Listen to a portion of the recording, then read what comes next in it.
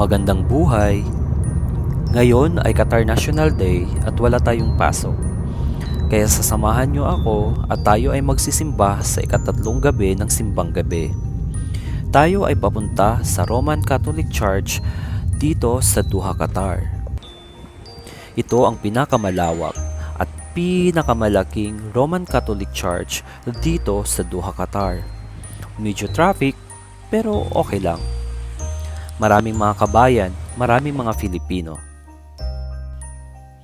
As expected guys, talagang maraming magsisimba ngayon, lalong-lalo na ang mga kabayan. Kaya bago pa man ikaw ay makapasok sa loob ng simbahan, ay may pagdadaanan ka munang body inspection. Ngayon ay nasa labas na tayo ng simbahan at andito na tayo sa Catholic Church ng Our Lady of the Rosary. Maraming tao at talagang ini-expect ko na hindi na kami makakaupo doon sa loob ng simbahan sa sobrang dami ng tao. Pero dahil sa sobrang dami ng tao sa labas ng simbahan, ay naglagay na lang sila ng tatlong naglalakihang LCD screen para sa mga gustong mag-attend ng misa sa labas ng simbahan. May mga upuan naman sa labas, ngunit yung iba ay wala ng bakante dahil nga sa sobrang dami ng tao.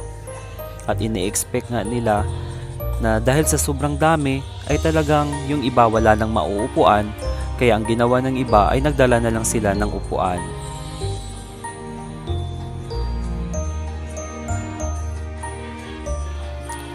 At estimated ng mga otoridad ay aabot ng 8,000 ang mga nag-attend ng simbang gabi. Sobrang dami at talagang mararamdaman at damang-dama mo ang diwa ng Pasko. Yung ibang mga kabayan natin ay kasama ang mga pamilya nila at yung iba naman ay mag-isa. Talagang mamamangha ka sa dami ng kabayan. Kahit naman ako ay hindi ko ine-expect na ganito karami ang mga kabayan na mag-a-attend ng misa ngayong gabi.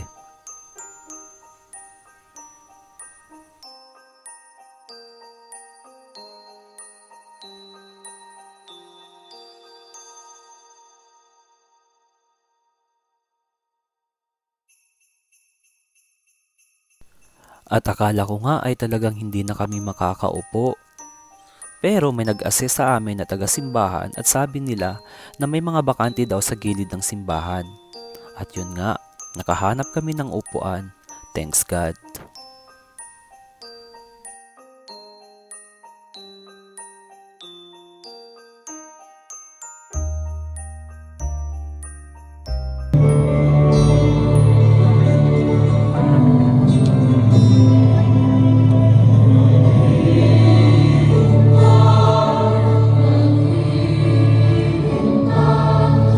Playgo. Alam niyo ba yung Playgo? Hindi lang sa simbahan, ganun din kung nasaan man lugar kayo. Clean as you go. No? Clean as you go. Okay? Kaya sana po kung doon sa, at least doon sa immediate na lugar ninyo, kung may nakita po kayong basura, pakitapon na lang po. May mga basura naman po tayo dito.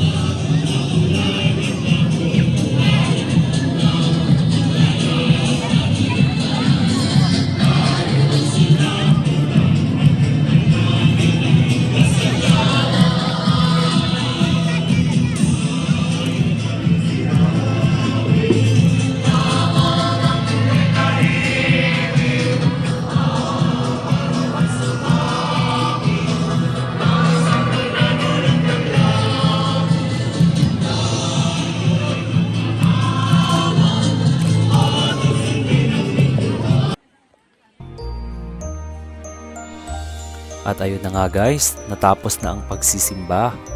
At talagang masayang masaya ako dahil nabigyan ako ng pagkakataong makapagsimba ngayong gabi. Hindi ko man makumpleto ang simbang gabi, pero masaya at masarap sa pakiramdam na nakapagsimba ako ngayong gabi dahil wala kaming pasok dahil sa National Day ng Qatar. Dito nga pala sa gilid guys ay may mga nagtitinda din ng mga kakanin like bibingka, suman, puto at kung ano-ano pa. Talagang ang daming mga kabayan.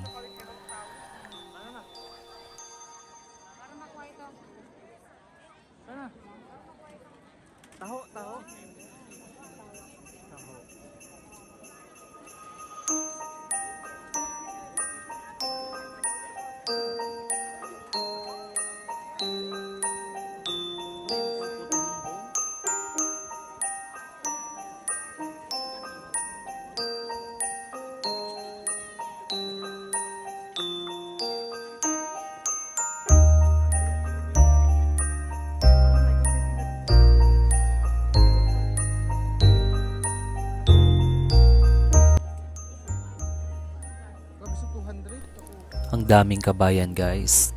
Makikita mo na sa sobrang dami ng mga kabayan dito, ano kaya yung mga pinagdarasal nila? Sabi nga ni Father kanina, sabi niya kahit nasa malayo, ay kailangan pa din nating magpasalamat sa Diyos dahil sa biyaya at galak na siya ay pumarito, isinilang para sa ating lahat. Yung ibang mga kabayan dito ay kasama yung mga pamilya nila at yung iba naman ay mag-isa. Kung nakikita nyo guys, sobrang in demand yung mga pagkain dito.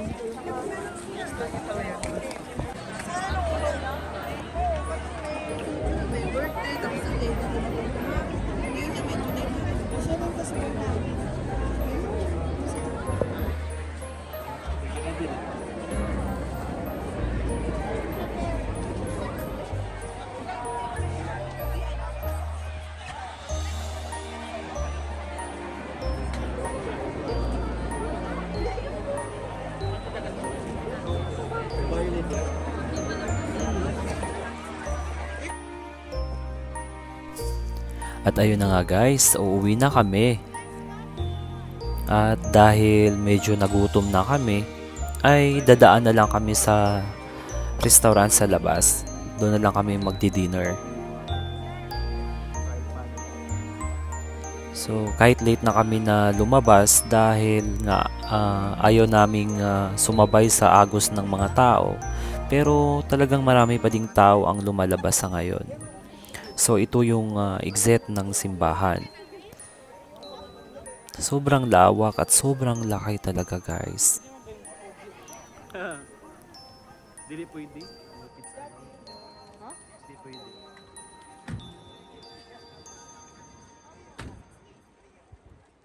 Paghanan humili ni Father. Anong espiritu ka ba meron? Anong espiritu ba meron ka?